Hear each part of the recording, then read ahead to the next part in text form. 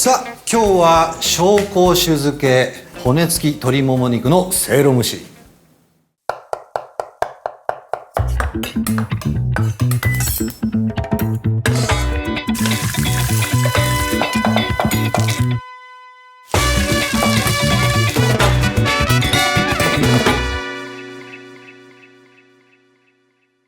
ネギを土台に鶏肉を乗せて蒸すだけ。シンプルな料理だけど生姜や八角、紹興酒の風味、蒸すことによって紹興酒が一層香り、鶏も臭みもなくふんわりと仕上がります。今からせいろを開ける瞬間が楽しみですね。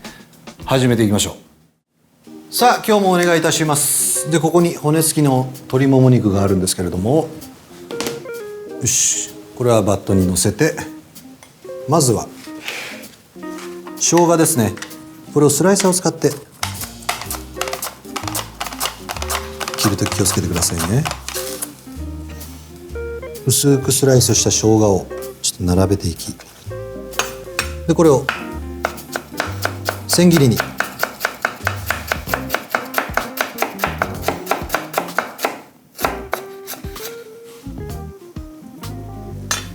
さあでこの鶏もも肉に塩を振りましょう。そしてこのたっぷりの生姜、それとここで八角、見た目が可愛らしいですね。ちょっと多めにね効かせちゃいます。でニンニクちょっと一かけを潰しちゃいましょ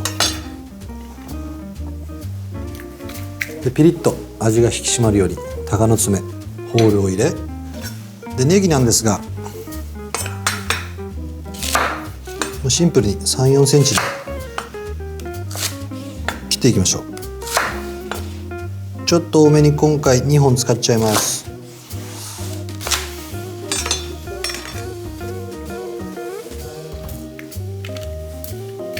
で青い部分も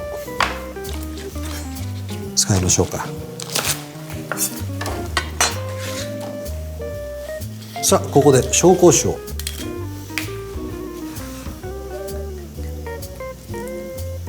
たっぷり使います。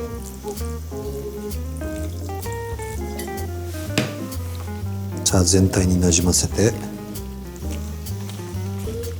よし、あとはラップをし冷蔵庫に入れておくだけですね。今日は3、4時間ほど冷蔵庫に置いときましょう。で今回骨付きの鶏もも肉を使ってるんですけれども、これ以外にも鶏もも肉であったり胸、あとはささみやまた豚肉も使えますので、それもまた次回。よし、では3、4時間ほどお待ちください。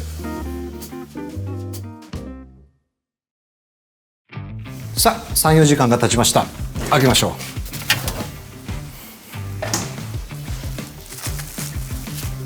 いい感じに使ってますね。よし、そうしましたらここでせいろを出して、ちょっとネギを外しましょう。まずはちょっとこのネギを生姜を外してこれを土台にしていきます。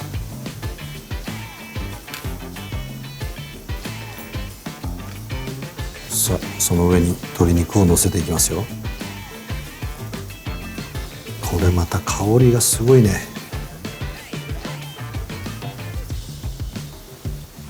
でせっかくですから八角をこれも捨てずに一緒に蒸していきましょ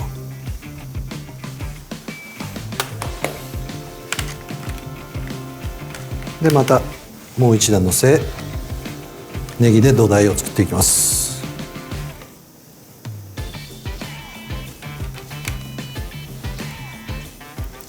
お、ちょうどよかった。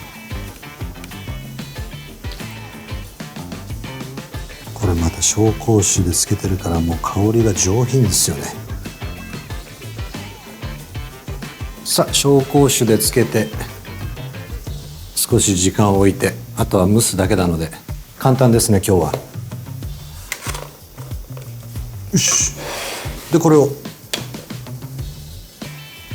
さあちょっと大変ですが、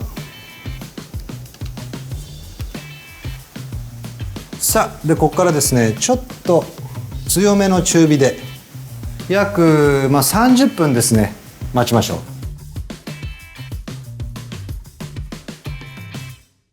さあ30分が経ちました。よし、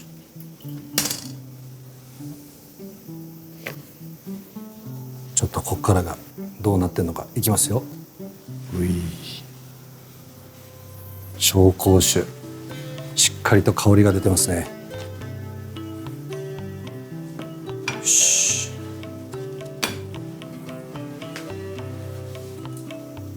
ふっくらと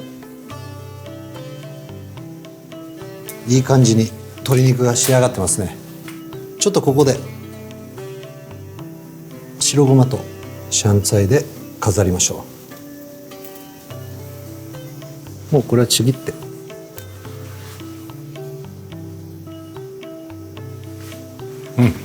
いい感じ。なんだかいい時間を過ごせそうですね。紹興酒漬け骨付き鶏もも肉のせいろ蒸し完成です。良い一日を。